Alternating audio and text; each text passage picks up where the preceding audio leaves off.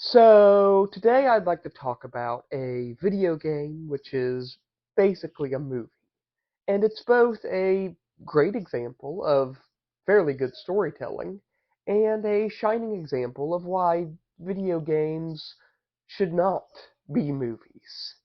I'm still under the weather, so apologies if my voice gives out on me at any point uh, ahead. So let's talk about Hellblade.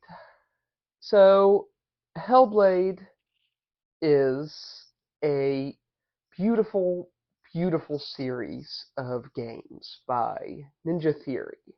They follow a young Celtic woman named Senua as she struggles with the very real mental illness of psychosis. Also, there might be actual ghosts and monsters and wizards about, but that's sort of unclear. It might all be happening inside her head, because our girl has some very vivid, terrifying hallucinations. The first game, Senua's Sacrifice, is the better of the two, in my opinion, and slight spoiler alert, it follows Senua as she ventures into the Norse underworld, Hell, to revive her dead lover, Dillion, who was killed and sacrificed by Viking raiders. She spends the entire game carrying around his severed head in a sack as a result, like a crazy pagan goth lollipop chainsaw. I hope that wasn't actually where they got the inspiration for this, but I digress.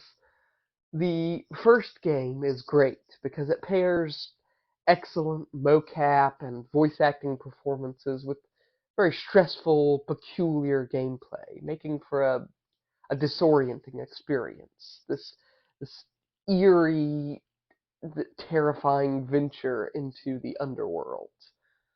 Whether or not Senua has actually made it into hell, and her psychosis is just making things so much worse, or if she's just hallucinating the entire trip, is very much up for debate. I would rather think that there was an element of sort of magical guilt and fear related Silent Hill type mumbo jumbo going on, as I think that's more fun.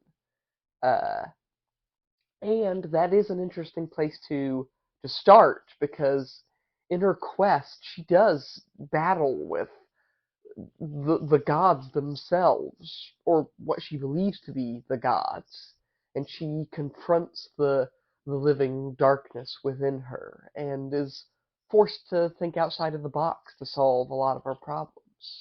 You, as the player, are forced to solve problems the way she would, having psychosis, which they apparently did a lot of research on. Uh, Senua sort of sees the world in a different way, and she hears different voices in her head, and she sees she's able to see symbols in the world itself, see patterns, which you use to sort of solve puzzles. It's a very clever the way they've done it. When she fights, she's fighting these horrible horned monsters, which might very well just be the way she sees the very human Vikings. But you are constantly being spoken to by the furies in her head. It's very tense and cinematic and terrifying as a result. It's a very stressful game. Uh, but the first game, she spends a lot of it with this rot growing up her arm, and every time she dies, every time like you die playing the game, the rot grows, supposedly until it reaches her head, at which point she dies forever and the game restarts. But it never reaches her head. No matter how many times you die, it's kind of a cheap move by the developers, but it is also a really clever way of tricking you into thinking like she does, into being paranoid and afraid of every little thing, and being desperate to succeed, uh, ending in an eventual confrontation with Hela herself. And yeah, she's a freaking nightmare monster.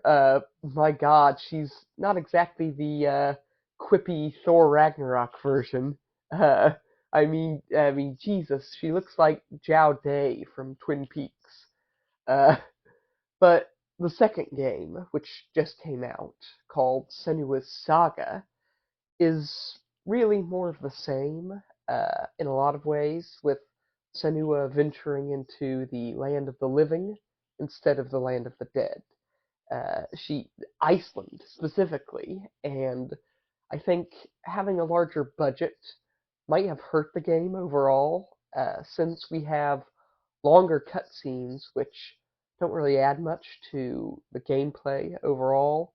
The first game was really great because you were stuck inside Senua's head for so long, and you felt like you had a bit more control than in this, where you can't get lost. There's only ever one path to follow, and every few minutes of gameplay is broken up by a long, if well acted, and arguably interesting cutscene.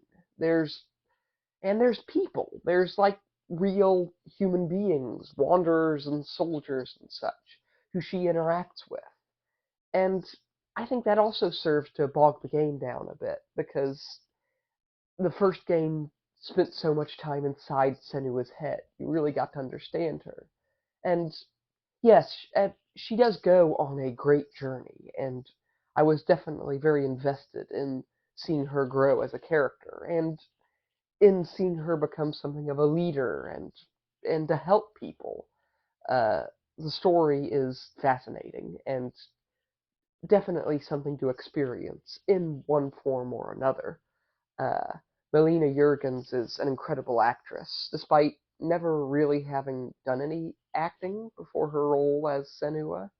But she really brings it in this. It's an incredible performance, and matched only by the talents of the more mature actor Stephen Hartley. He plays the evil voice of the darkness in her head, which also happens to be the voice of her dead father, Zinbel the Druid, whose memory sort of haunts her across both games in the series. And really, from the beautiful and nightmarish imagery to the sound design to the very good story, I think, of love and loss and mental illness, Hellblade is one of my favorite stories, I think, despite the fact that the second game failed me personally as a game. Not to mention some of the very odd storytelling and artistic decisions they made, which I won't get to in too much detail now. The first was better in that regard. Hellblade 2, in many ways, is a game for movie fans, right? Such as those who like the works of Robert Eggers, right? There is very limited interaction with the game, right? Fairly easy puzzles, although the fighting mechanics, which I remembered being pretty good in the first game, have become somewhat inscrutable and kind of weak overall, in my personal opinion, which is a shame because they've created a great character in Senua, who is part Boudica, part Hervor, and part Northman, all rolled into one. I do hope to see more of her adventures, and I hope she finally gets a hug and a warm beverage at some point, because, my God, that girl needs a break. As a fantasy writer, let me tell you, you can't go setting trolls on fire and fighting naked demigods without taking some time off in between. I mean, that's just common sense. Uh, but yeah, like and subscribe if you want to hear me talk about more stuff that I like, love, or despise. Hit the bell icon to always know when I upload new videos. Until next time, bye.